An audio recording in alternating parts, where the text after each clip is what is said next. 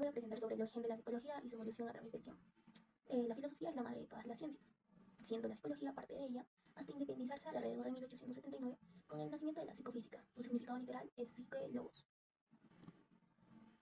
Bueno, primeramente los orígenes de la psicología se remontan a la antigüedad, con la filosofía, donde los filósofos como Platón y Aristóteles especulaban sobre la naturaleza del alma, la mente y el comportamiento humano.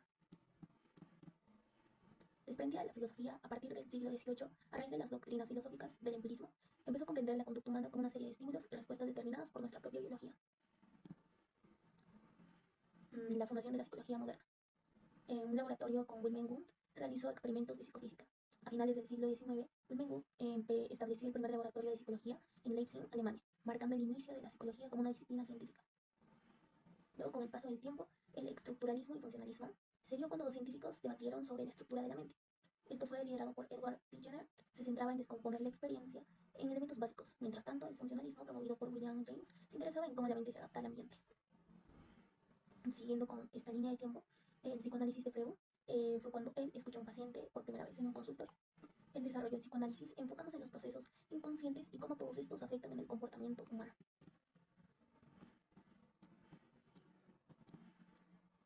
Bueno, un dato importante es que la psicología es una disciplina relativamente joven, con alrededor de 138 años. Freud desarrolló el psicoanálisis enfocándose en los procesos inconscientes y en cómo estos afectan al comportamiento humano. Luego se dio la revolución conductista. Un experimentador realizó un estudio de condicionamiento con un perro. El conductismo, liderado por Ivan Pavlov, John B. Watson y A. Skinner, rechazó el estudio de la mente y se enfocó en observar y modificar el comportamiento observable. El auge del conductismo.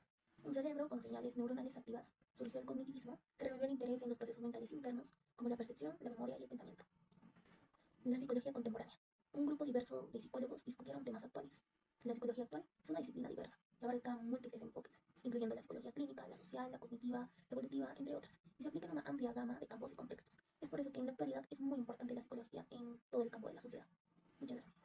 Explicación de los métodos de investigación y principales teorías de la psicología. Como primera parte tenemos los métodos de investigación en la psicología. La psicología como ciencia requiere de evidencia empírica a base de observación cuidadosa, siempre está complementada con la experimentación. Todo esto con el objetivo de describir, explicar, predecir y prevenir los procesos mentales o alteraciones del comportamiento.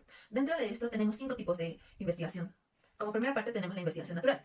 Investigación natural, como su nombre dice, este tipo de investigación no altera el comportamiento en el entorno cotidiano, ya que busca estudiar la conducta en el ámbito animal o humano, siendo este tipo de estudio de manera espontánea y variada justamente el hecho de no tener intervención con el entorno. Un ejemplo de este tipo de estudio vendría a ser el comportamiento de los niños en su ámbito educacional, ya sea en el recreo, cuando no tienen ningún tipo de observación, ya sea de sus maestros o de alguna persona encargada, cómo interactúan, qué es lo que hacen o sus temas de conversación. Asimismo, en el salón, cuando sus maestros tienen que ir por un lapso corto de tiempo y ellos se quedan solos en el aula, de estudiar qué es lo que dicen, cómo se comportan, cómo interactúan o qué es lo que deciden hacer sin ninguna supervisión.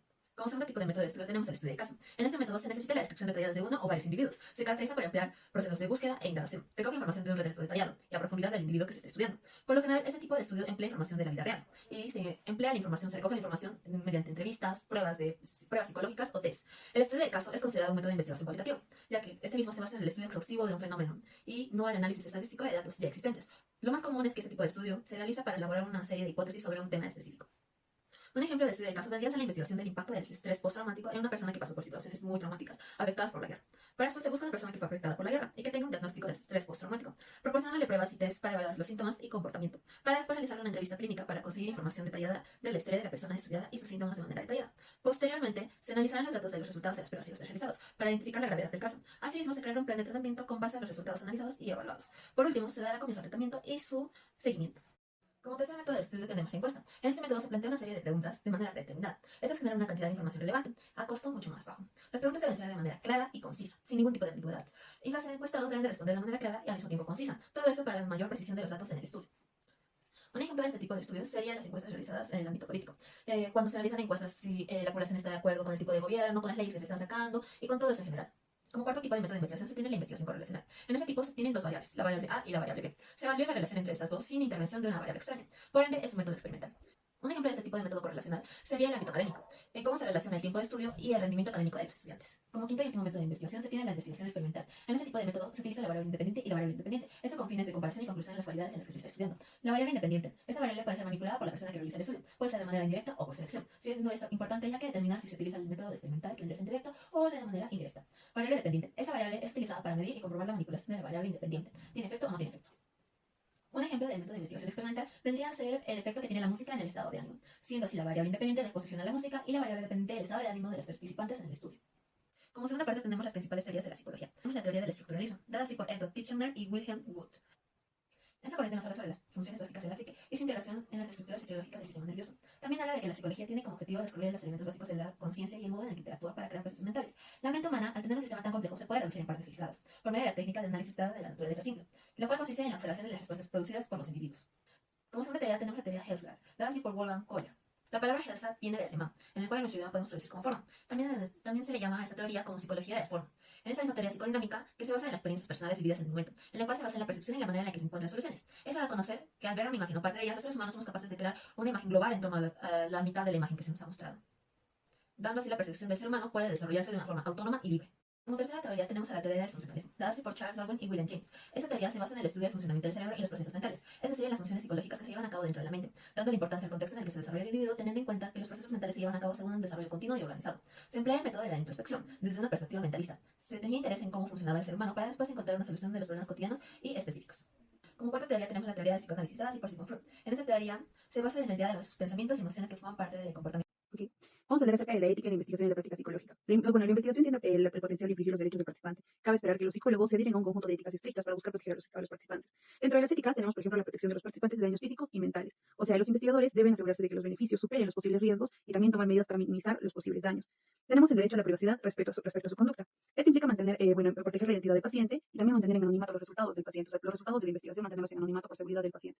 El otro es garantía de que la participación es totalmente voluntaria. O sea, garantizar de que el participante está asistiendo a dicha investigación voluntariamente sin que haya un tercero involucrado. Ahora, informar sobre los procedimientos que se realizarán, mantener al participante informado sobre todo lo que se realizará en dicho procedimiento, en dicha investigación, mantenerlos informados sobre los procedimientos de inicio a final. Los psicólogos también tienen un principio ético que es el consentimiento informado de los pacientes antes de su participación en el estudio, brindándoles información clara y comprensible sobre los objetivos del estudio, los riesgos que van a tomar y también los beneficios que van a recibir. La práctica en la psicología es esencial para garantizar el bienestar y la protección de los clientes. Dentro de la práctica también tenemos como ética la competencia profesional. Los psicólogos deben mantener altos estándares de competencia profesional en sus prácticas, mantenerse actualizados también en el campo de la psicología, evitar riesgos y discriminación. Un psicólogo debe tratar debe tratar por igual a todos los clientes con respeto y equidad sin importar su género, su raza u orientación sexual. Es muy esencial que los psicólogos sigan los códigos éticos y las pautas profesionales. El comportamiento humano desde una perspectiva psicológica. El análisis del comportamiento humano desde una perspectiva psicológica implica estudiar y comprender cómo las personas piensan, sienten y se comportan en diversas situaciones.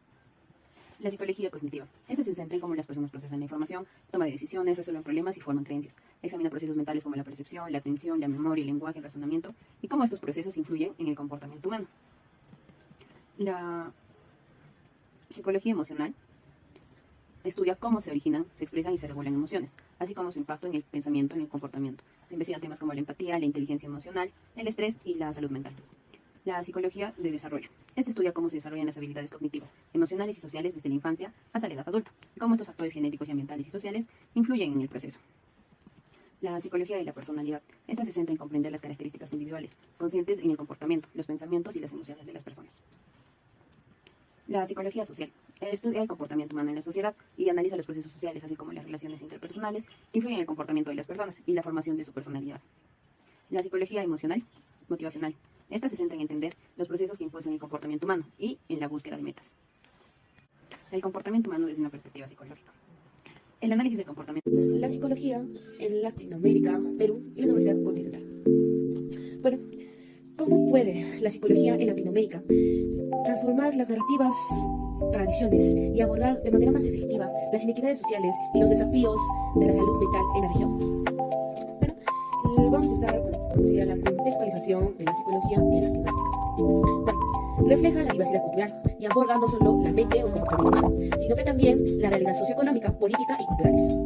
Estas disciplinas ofrecen oportunidades únicas al enriquecerse con diversas experiencias y perspectivas, aunque también ofrecen desafíos al adaptar teorías y prácticas clínicas a contextos culturales específicos y abordar desigualdad social y problemas de salud mental. En este contexto, exploraremos la historia y el desarrollo de la psicología en Latinoamérica, en un enfoque en Perú y la contribución de la Universidad Continental, desde sus raíces históricas hasta sus aplicaciones contemporáneas para enfrentar los desafíos y oportunidades únicas de la región. Historia de la psicología en Perú. Durante la época colonial, la psicología en el Perú estaba impregnada por las creencias y las prácticas de la cultura española, las cuales resaltaban la religión y los principios. No obstante, se evidenciaron los primeros esfuerzos por comprender la mente y el comportamiento humano a través de la medicina y la filosofía. La psicología comenzó a ser investigada de manera más rigurosa, especialmente por figuras europeas, como Wilhelm Wundt y su énfasis en la psicología experimental en el siglo XIX, coincidiendo con la independencia en el Perú. En las últimas décadas, el Perú ha ampliado sus perspectivas teóricas y áreas de estudio, incursionando en la psicología comunitaria, educativa y de la salud. Adicionalmente, se han fundado gremios profesionales y se han promovido investigaciones destinadas a enfrentar los desafíos particulares relacionados con la salud mental y el bienestar psicológico de la sociedad peruana. Psicólogos emblemáticos en el Perú. En el campo de la psicología en Perú destacan figuras como Aníbal Besa Borja, quien ha promovido la psicología comunitaria; Alberto Sánchez, reconocido por sus aportaciones en la psicología educativa; y Rosa López de D'Amico, cuya investigación en la psicología clínica ha sido relevante. Su trabajo ha sido fundamental para abordar desafíos y mejorar la calidad de vida en Perú. Bueno, el papel de la Universidad Continental. El papel de la Universidad Continental en la promoción y el desarrollo de la psicología en el Perú es fundamental, destacándose por su compromiso en la excelencia académica, la investigación de calidad y la colaboración interdisciplinaria. Todo ello orientado a contribuir al bienestar y el desarrollo de la sociedad peruana. Contexto de la psicología en el Perú. En el ámbito de la psicología en Perú, varios psicólogos han dejado una marca significativa. Aníbal Mesa Borja ha promovido la psicología comunitaria, implicando a las comunidades en la solución de problemas. Alberto Sánchez ha sido pionero en la psicología educativa, mejorando el rendimiento escolar. Rosa López de D'Amico ha integrado prácticas tradicionales con técnicas occidentales en la psicología clínica. Su trabajo destaca el impacto transformador de la psicología, inspirando a futuras generaciones. Bueno,